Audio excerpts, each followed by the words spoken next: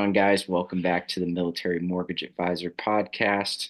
We're your hosts, Josh and Zach, and today we have a special guest, Tracy Wilkins from Fort Bliss. How you doing, Tracy? Doing good. How are you guys? Doing fantastic. We're happy to have you on. Thanks for having me. I really appreciate it. It's good to be here. So, Tracy is a veteran expert. She has been working with veterans for what, 3 years now? Just over 3 years. Awesome. Just over. Um, and you work pretty much primarily with veterans, right? Out of 3 years, it's been 40, 62 transactions, and I think two of them are non-VA, both sellers and buyers. Wow. That's So 60 veterans. yes, Yep. I'd say, yeah, VA 99%. heavy. It's just where I wanted to specialize because we're still active duty. My husband's active duty, so we're still moving around. We didn't have a great experience at one point, so I just got my license in order to serve my community because it's what matters. It's important. Yeah.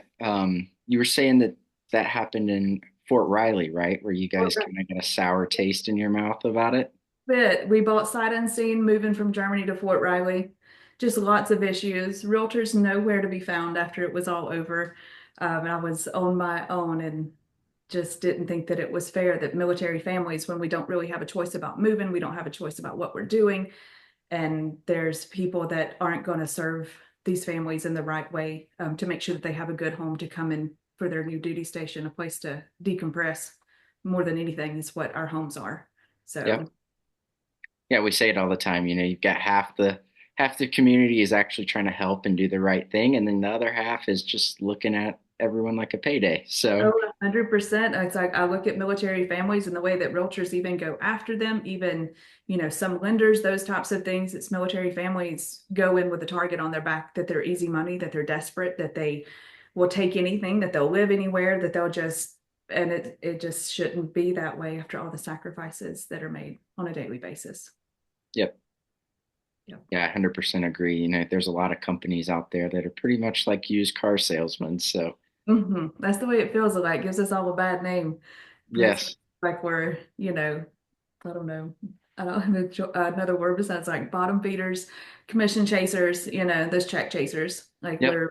there's some of us that are out here that are doing it with a really good heart and with a lot of integrity and just trying to make sure that the families that I come in contact with, that I can make their world a better place, just leave them better than I found them. And so you guys had a really bad experience in Fort Riley, but then you had a fantastic experience moving to Bliss, right? Yes. Well, when we moved to Bliss, it was the height of COVID. I don't even sugarcoat this. We rented when we came here because after moving 4 times in 6 years, we did not have a ton in savings. We did not have $15,000 we could put down as an appraisal gap. So we did end up going into a rental for that first year, just Gotcha. because it was what we needed to do. Yep. Like it was like, oh, they're like, oh yeah, it's like 20 grand on top of this. And I'm going, we do not have that. And then you're paying all your closing costs too at that time, because it was just, 20 plus offers on each home. You really had to compete. And military families are just not always set up for that. Right. So you guys waited until after COVID to purchase. Yeah. And then let's get into that purchase a little bit. That's So where your love for seller concessions started, I think. I had a love for seller concessions before that. And so then I was able to search out a good situation for myself. For us, I'm a self-employed person. You have to have 2 years of tax returns in order to qualify for your income. So I did not have that when we bought ours. So we were qualifying on just my husband's income, Texas being a community property state. My debt counted towards his money too. So we ran into that. So we ended up going into a new construction. Um, Obviously, as an agent, I did get a commission. So we put that towards some of our stuff. I had some money saved up. We had money in savings. So in order to qualify, we had to pay off all of our debt. So we used seller concessions. For the seller's concessions, actually ended up paying all of our closing costs and paying off my husband's truck completely. And that got rid of a $900 payment for us every month. That's amazing. 900 plus. That's awesome. So, And now you try to negotiate seller concessions for pretty much all your clients, right? absolutely everything, because during COVID, VA buyers didn't have a choice. And I feel like right now is the time where you kind of, I hate to use the phrase of date the rate, but the rate is movable. It's changeable after 211 days. So if we get in and get your concessions taken care of to where you're not paying money out of pocket, you can get a good rate. We can do buy downs, we can do pay off debt, free up monthly cash flow, all of those types of things. It's just a better situation. And that way you're already building equity instead of waiting for rates to do whatever, because they're going to do their thing anyway. Right. I think Yeah, that's a we really go ahead, Zach. it's a really good point that like you guys literally PCSed in the middle of COVID, and I also bought a house in 2020, and we kind of had two different experiences. I was at Fort Benning, Georgia, Fort Moore now, and there was like a weird pause, and then I was like in an apartment, and I was like, you know what? I'm paying as much for rent as I would a $200,000 house in Georgia. Yep. Why don't I just, go and try to buy a house? And it was like there were still concessions in Georgia. I bought a house a little bit, kind of on the outskirts of Fort Benning. So it was about a 30-minute drive to Post. But I had, your experience versus mine was like at that same time was like I had all my closing costs covered, but you guys were in 20K over asking, no seller concessions, excuse me, And then the thing that when I moved, I got out kind of towards the end of everything of 2021 and moved back to Colorado, and those things weren't there either. So it's like interesting to see how when we look at our markets now from just 24 months ago, it was a bloodbath almost to get anything done to now it's like days on market are longer, the concessions are there, the ability to pay off these debts, which a lot of people I don't think understand when it comes to using your VA loan. You can have the seller pay off like for you guys, it was a truck. They could pay off a credit card, installment loan, whatever the case may be, when they go buying a house. So it's kind of crazy. It's like you could buy a house and come out in a better situation. For you, it was saving $900 a month. Absolutely. Like that's kind of what I'm trying to tell so many buyers right now is let's improve your finances. They're like, well, can you do that when we're going to take on this much debt and buying a house? Well, houses that we get to sell, it's like you're not locked in for 30 years unless you choose to be. So if we can put you into a house, get enough seller concessions, improve your financial situation overall, like that's a win. And you did it with a VA loan. Like it's just super important. So I didn't even know the things were possible. The things that I learned, of course, I licensed October of 21. I did not, obviously, it's new. So I didn't get my first sale until I think it was March of 22. So, and even at that time, 2021, it was still wild. I mean, one family, we looked, we looked at 32 houses and put in 14 offers before we got them a house. 32 houses. 32 houses, 14 offers. And that was simply because some of the what word am I looking for? Opinions about the VA loan that they're hard to deal with, that, we don't want to take that. It's not going to appraise. We're going to have to do all these repairs. We're going to have to do all of this stuff. VA loans at that time were going to the bottom of the stack. And when you got a stack of 20 plus and those VA loans are at the bottom, most of the time cash one, conventional one, they didn't even look at the VA loans. Now they're begging for them, Yes. It's just one of those things. It's like the ebb and flow of the market, in my opinion. It's always going to be that way. And that's one of our main missions with Zach and I creating military mortgage advisors is to debunk a lot of these myths. We hear it all the time that VA loan's terrible, it takes forever, and in our opinion, it's the best loan available. You can close them just as fast, if not faster, than any other type of loan. You're being backed by the government, zero down for veterans. It's an amazing program. And even qualifying is a little bit different because the VA truly, we're not going down and just checking all these boxes. I mean, obviously I'm not a lender, it's outside my license, but I do know that the VA cares about the story. They care about the past. They care about what the soldier's been through. They care about, how has he improved himself since he was in this situation? I mean, I've seen VA loans get approved with like 420 credit scores. No kidding. I've seen them close in 7 days. Like all the beliefs that are out there, they're just so wrong, And so I'm just trying to educate as much as I can. The same mission that you guys are on is just to educate, let them know what is possible and that it's actually not as hard as you think it is. And we can probably put you back out, especially in the market right now. We can get you right side up and get a lot of things a lot better for you. Yep. Just buying a house. Yeah, the VA doesn't have a credit score requirement. It's lender dependent. It's just like commander discretion. That's pretty much how the VA handbook is written. It leaves a lot up to interpretation, you know, pretty standard with the military, I think. We've all been a part of that. So, um, We they leave start a lot doing up to VA each loans and you've individual got, lender. oh, sorry. When you've got VA loans and you've got a little bit of a history, we're just going to put a waiver on that. That's what we're Yep. going to do, Yeah, exactly. That's really it. It's like, let's just get a waiver for that, Yep. I'm sorry to interrupt you, Josh. No, you're fine. Yeah, they leave it all up to each individual lender. So if you have one lender telling you no, that doesn't mean that they're all going to tell you no. And it is a lot of situation dependent. If you can justify or write a letter about some of these things, then we may be able to potentially look past them.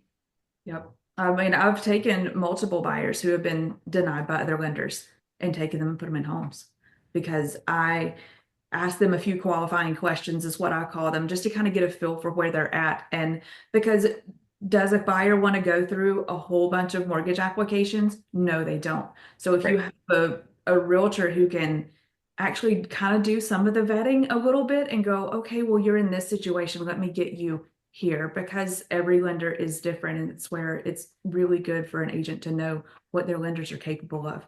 And to have, I mean, I've got one lender, I kind of call her my secret weapon.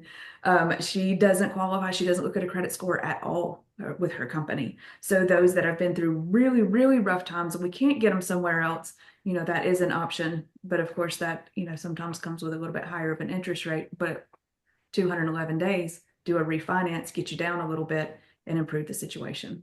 Right. Yeah, that's Susan, the it's VA loan is important. just It's super important powerful. to work with somebody that's educated. That is the thing. And it's okay for buyers to ask, hey, how many VA loans have you done? You Yep. know, even for their realtor, how many times have you done this? Right. Yeah, Ask them some questions.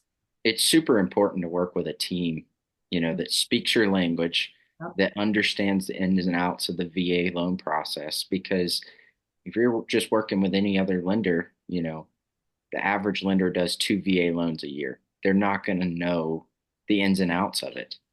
Yep. You need to work with someone that's doing multiple VA transactions yearly so that they can, negotiate some of these seller concessions so that they can, potentially write letters and help you get some of this debt, forgiven. Mhm. Yep. You just really need to work with someone who's doing it from a really good place, a place of integrity, a place of service. And if you're not, then you're going to get into things and you'll get to the end of your transaction and then be like, I don't even know what happened, or I didn't know that I was signing up for that, or whatever that looks like. So it's a matter of interviewing, talking to your people, and then being sure that they're really educated and able to help you. Absolutely. Title companies are important too, because I mean, we've got overseas buyers, we have overseas everything, and we can't always do a POA. So you need to be able to do work with the people who can do remote online notaries. Those are super handy, makes it really easy to close overseas. I don't usually take no very well. So I'm always finding solutions of thinking outside the box of how to make it easy, an easy process and just get everything done so that they show up here to Fort Bliss and I meet them with the keys to their house, whether it's 10 o'clock at night, midnight. I've met a couple at midnight before. Give them their keys so that they're not going to a hotel. Saves that aggravation too. Yeah. And if they're working with just the easiest lender, they're just going online, filling out an application, you're getting a pre-approval in, 10 seconds. It's not really pre-approval, it's a pre-qualification, and that means squat, right? So that's where we get a lot of issues with the VA loan is people are getting these pre-qualifications, going under contract, and then they don't actually qualify for the loan. I mean, even as a listing agent, I have had VA buyers on the other side who come with the big box lenders, and I'm going, can I get you to cross qualify with somebody else so I know that this is real? And then I have had multiple situations with that particular big box lender that has the best marketing out there, but Yep. they have come as my buyers on my listings, and I have had to save the buyer on the other side as the listing agent because I know that that VA buyer is not being served well. And when it comes down to it, if you want to buy this house, I mean, because as the listing agent, I work for the seller. So if you don't want to just release your earnest money to my seller, then let's go to one more lender and let me help you, you know. That was a situation I just had a couple of months ago where the buyer on my listing, I met him to give him his keys because his realtor actually did not even fulfill that end, did not go to closing. I helped him secure that loan. I helped him buy that house. And then I met him with the keys and he hugged me as the listing agent and thanked me for his house. Yep. Uh, that was It- a It's eye-opening super important to vet experience. everyone first, vet your realtor, vet your lender, because there's so Yep. many people out there with these predatory tactics that, they're just putting veteran in their name. And Mhm. 90% of the time, they don't even have any affiliation with the military. They're not a mil spouse. They're not a, prior service member, veteran, or active duty. They're just, like we were saying earlier, they're just looking at the military as a payday. Yep. So they I've don't care. They're not showing up to closings, and they're just giving you these quick, pre-qualifications that don't mean squat. They also don't know, they don't read through VA guidelines as broad as VA guidelines are. If we read through them and we learn how to go through a house and look at it, you kind of know what's going to come up. And so that's being proactive rather than reactive is exactly what a family needs because the one thing that we don't have when we're trying to PCS is a whole lot of time to play with.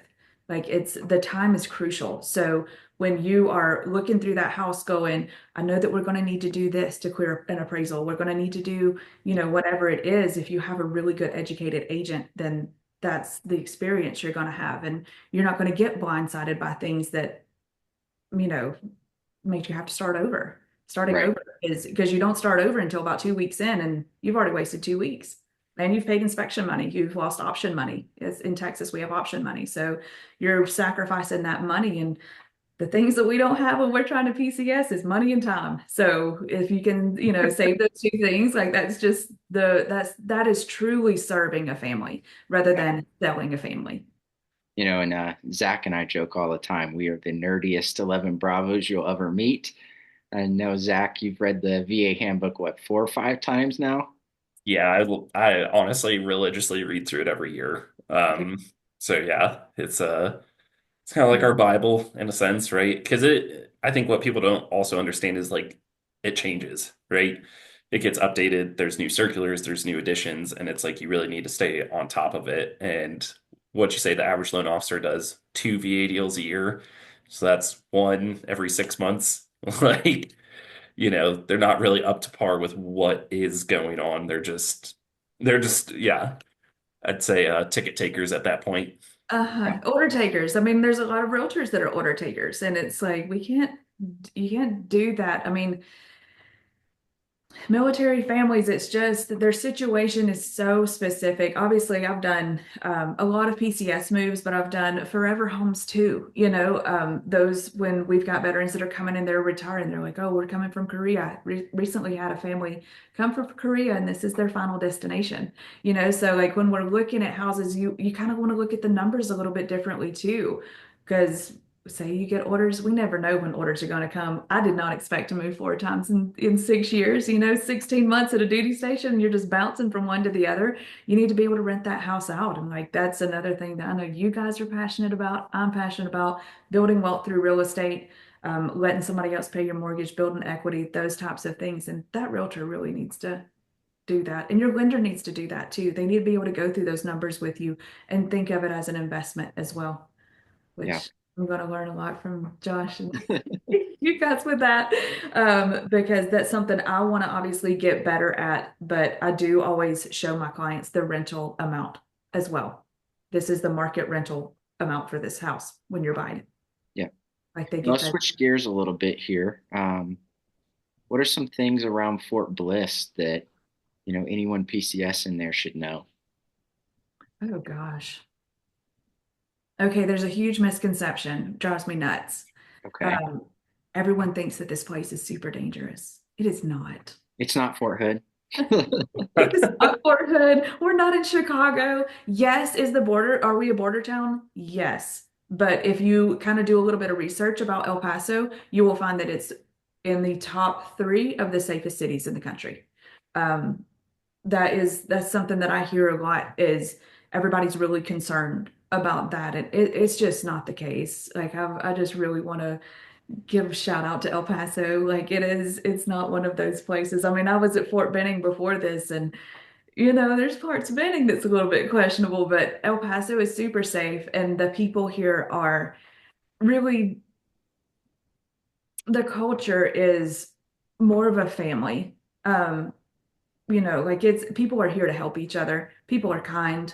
They're very welcoming. So it's actually a great place to be. I mean, don't ask me about that. The first 2 months I was here, it was just a really big difference from where I came from. But I had really fallen in love with El Paso, and I'm headed into my 4th year here, and I'm really happy. Everything here is outdoors. If you like to be outdoors, this is the place to be. There's lots of hiking. There's lots of things to see, things to do.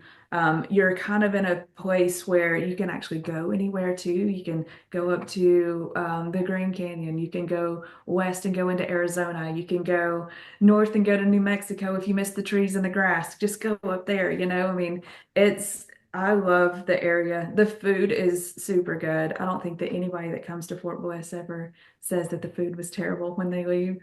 They usually probably leave a little heavier. I mean, because It's food Texas, is right? super good here. Let's see, what else is there? We have everything. It's a really big city. There's about 1 million people in El Paso County. Wow. So it's really large. That's the other thing. Um it takes a while to get from one side to the other. I'd probably say that you can get anywhere in El Paso in about 35 minutes. Traffic's a little crazy. We got some crazy drivers. You'll see that. But as you start to get here, but other than that, I mean, it's just you can compare it to a bigger city, Atlanta, Houston, those Yeah. top places. So if someone's PCSing to your area, how soon should they start the process, and what would you recommend to them? Current market right now, I would say it depends on what you want. I mean, I've got some clients right now that have already signed for a ground up new construction. So if you got 6 months where we can go ahead and do a house from the ground up, like that's a lot of fun. If you just want to go into a resale or whatever that looks like, we even have new builds on the market right now that are complete, so we can do those in 30 days.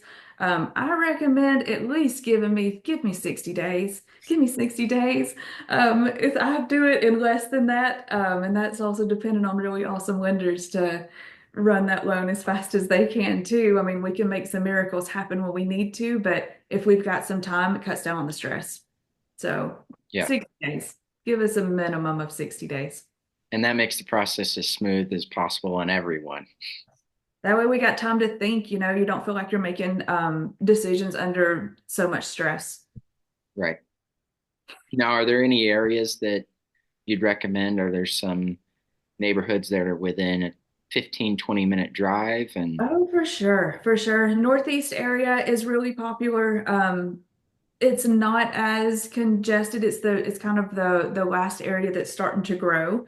okay, Um, so north of Fort Bliss, I mean, we're kind of in a big circle, and Fort Bliss sits in the northeast corner of El Paso. So north of there, you can get from any of those neighborhoods to Fort Bliss in about 20 minutes. It's really pretty awesome. quick.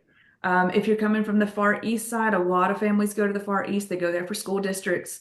It's going to take you about between 20 and 25 minutes. We do have traffic in the afternoons, so your commute home is definitely a little bit longer than it is to work because, service members go to work at 4:30 in the morning, 5 o'clock in the morning. No one else is out there, so it's really quick commute. But the far east area and our up and coming area is East Lake. It is towards Horizon, but it's not, but it's still El Paso. They're calling that the next west side, and that's actually where we recently moved. Um, Everything is brand new. I mean, you don't have quite as many people around you, and the commute is still 25 minutes max. Yep. All right. It's really not that bad. A lot of people, there's a certain number of people that want to go to the west side, but you're going to cross Trans Mountain to go to Fort Bliss. So if you're not comfortable with curvy roads, I don't advise going to the west side. Okay, perfect. Well, Zach, do you have anything for Tracy? Um, I mean, no, it sounds like we got people need at least 60 days minimum to when they're PCS and to get squared away. It sounds like honestly there's a lot of like each cardinal direction is about 20 25 minutes in the morning before traffic to get to post. Just Uh until you hit the gate, right? Yeah, yeah. it was. I mean, in the gate can back up a little bit, especially if you're pushing that 8:30, 9 o'clock area. But still, I mean, they obviously they open more than one lane. They try to move them through as fast as possible. Obviously, security in mind, but they move them through as fast as possible. But we said minimum of 60 days. Don't let that deter you. If you want to come to me at 30 days, let's do it. I'm not afraid of it. We will get going. We'll get you in really quickly. And we'll still have keys waiting on you when you get here. We'll get you figured out. It just may Yeah. be a little bit of a fast moving process. It's good for the blood flow. Yes. Blood pressure. Keeps me young. Get to see what our hearts are made of. Yeah. Yeah, like I mean, and sometimes those are a lot of fun. I mean, because it really shows what somebody's made of, lender and realtor alike. Like how dedicated are you? Are you really going to put me in front of others? Am I going to be a priority? Those types of things. And I do it based on timeline. So whoever has the shortest timeline is top priority because you need a house. Yep. Yeah. Yep. And then just now I do have thinking about it for on-post housing, I'm loving hearing the different wait times from everyone that I'm talking to. So what is your guys' wait time for on-post housing? 4 to 6 months. 4 to 6 months. Four to Okay. 6 months. 4 to 6 months. That is about the average because those, I mean, 4 to 6 months. Okay. Okay. That's what we were told. And when we got our house, I think they called us like 2 weeks after we were already in our house and said, "Hey, you're up on the list." It's like we already have a house. Like, what do you mean? So they do run really, really long, and so you have to really be prepared for that if that's the direction you're going to go. Either be prepared for a hotel, those types of things, and just mentally ready for it. Living It's a a long. transient life for a few months, if that's Mhm. what you're going for. Okay.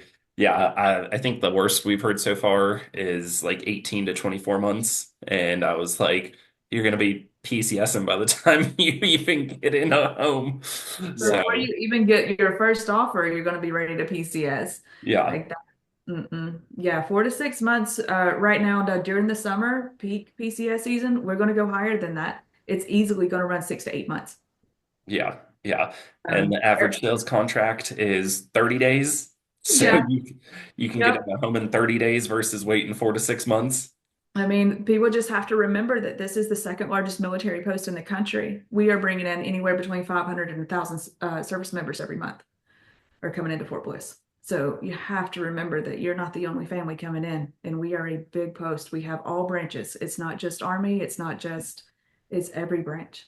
Hmm. And every time we talk about on post housing, I like to bring up that, they're taking all your BAH. Mhm. You might as well go off post, Yep. purchase or even rent. Yep. It's for the quality of house that you're living in for them to take all your BAH. It's hardly ever worth it. Yep. I mean, that goes back to, my little slogan for my business is freedom begins at home. There is no place we are more free than in our own home. Even if it is a rental, you are still very, very free. On post, you are not free. Yeah. You never know when they're going to come knock on your door. You never know when they're going to come do a little check real quick. You never know what they're going to do. So, I mean, I operate my whole life in a big thing of freedom. So, if you want some freedom, you're going to have to go off post. Yes.